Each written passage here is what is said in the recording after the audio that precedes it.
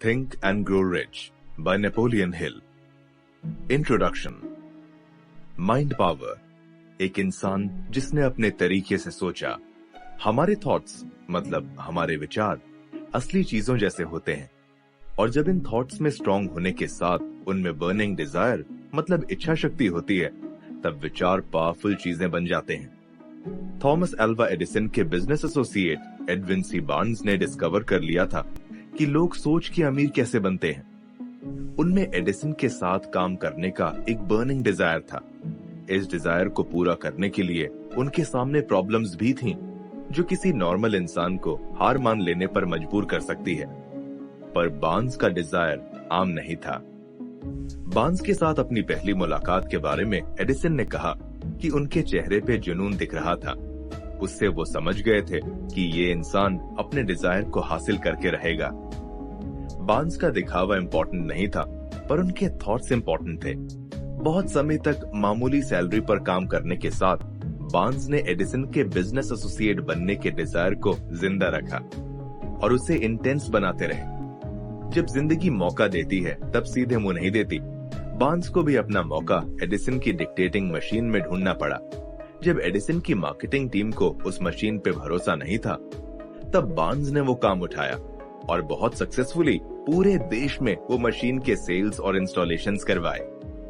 इस business association से Barnes ने बहुत पैसे कमाए, और ये सब तभी पॉसिबल हुआ जब उन्हें पता था कि उन्हें क्या करना है, और उस डिजायर पे आखिर तक डिटर्मिनेशन से डटे रहे। बार्न्स के पास पैसा और नॉलेज नहीं था, पर उनके पास एक हौसला था और उस पे भरोसा था, जिससे उन्होंने जीत हासिल की। 3 feet from gold। सक्सेस ना मिलने का सबसे बड़ा रीजन है टेम्पररी हार से क्विट करना, और ये भूल हर इंसान कभी ना कभी करता है।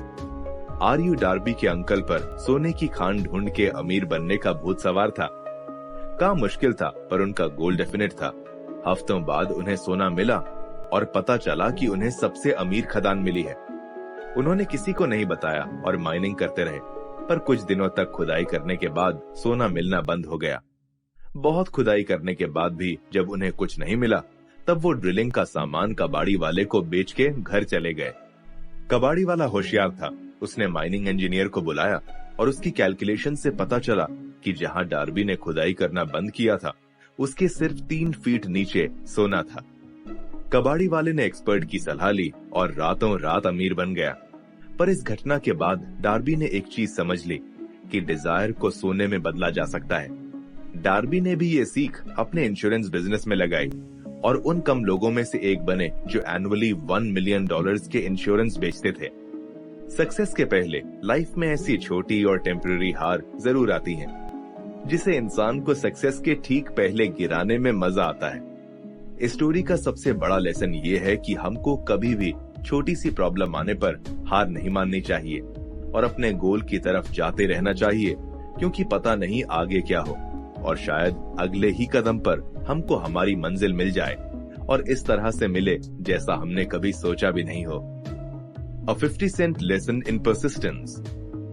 मिस्टर डार्बी जब अपने एक अंकल के फार्म पर उनकी हेल्प कर रहे थे, तब एक साथी फार्मर की छोटी बेटी आई और अपनी माँ के कहने पर मिस्टर डार्बी के अंकल से कुछ पैसे मांगने लगी। अंकल के 2 बार मना करने और वापस घर जाने के ऑर्डर पर उस लड़की ने यस सर कहा, पर अपनी जगह से हिली नहीं। गुस्से में आके अंकल हाथ में डंडा लेके बच्ची की ओर बढ़े, पर बच्ची ने सामने आके अंकल की आंखों में देखकर चिल्लाते हुए कहा कि उसकी माँ वो पैसे डिजर्व करती है। अंकल सहम गए और अपनी जेब से पैसे निकाल के बच्ची को थमा दिए। मिस्टर डार्बी ये सब देखते हुए सोच रहे थे कि उन्होंने पहली बार एक ब्लैक बच्चे को एक व्हाइट आदमी से जीत हासिल करते देखा। सालों बाद मिस्टर डार्बी ने ऑथर को ये किस्सा बताते हुए पूछा कि ये कौन सी पावर है। इस पावर के बारे में नेक्स्ट चैप्टर में बताया गया है। ऑथर कहते हैं कि लोगों में एक गलतफहमी है कि कड़ी मेहनत करने वाले ही अमीर बनते हैं, पर जो सोचकर अमीर बनते हैं उन्हें मेहनत करने की ज्यादा जरूरत नहीं पड़ती। ऑथर कहते हैं कि इंसानों की सबसे बड़ी कमजोरी इम्पॉसिबल वर्ड है। लोग सक्सेस से ज्यादा फेलियर के बारे में सोचते हैं। हेनरी फोर्ड ने जब अपने इंजीनियर्स को V8 इंजन की डिजाइन बनाने के लिए कहा था, तब सबने कहा कि ये बनाना इम्पॉसिबल है। फोर्ड ने उनको फिर भी काम करने को कहा, और 1 साल तक कोई सक्सेस नहीं मिली। सब लोगों का जवाब एक ही था, इम्पॉसिबल।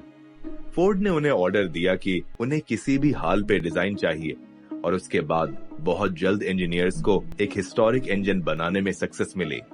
ये सक्सेस फोर्ड की डिटर्मिनेशन की वजह से उन्हें हासिल हुई थी। जब हमारे अंदर कुछ करने का जुनून होता है तो जरूरी नहीं कि पहले किसी ने वो चीज करी हो या नहीं। अगर हम खुद पर पूरा भरोसा करें तो हम खुद अपनी तकदीर लिख सकते हैं और हिस्ट्री में उस काम को करने वाले पहले इंसान बन सकते हैं। यही चीज विनर्स को दूसरों से अलग करती है। You are the master of your fate and captain of your soul. Author कहते हैं कि पोएट विलियम अर्नेस्ट हेनली की ये lines, you are the master of your fate and captain of your soul, एकदम सच है, क्योंकि हम में अपने थॉट्स को कंट्रोल करने का पावर है। और साथ में पोएट को ये भी बताना चाहिए कि ये ब्रह्मांड भी एक शक्ति है जो हमारे विचारों से खुद को बदलती है और हमें इन्फ्लुएंस करती है।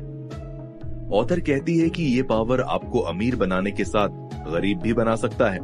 ऑथर कहते हैं कि पोएट को ये बताना चाहिए था कि अमीर बनने से पहले हमें अमीर बनने के इंटेंस डिजायर से चिपके रहना होता है।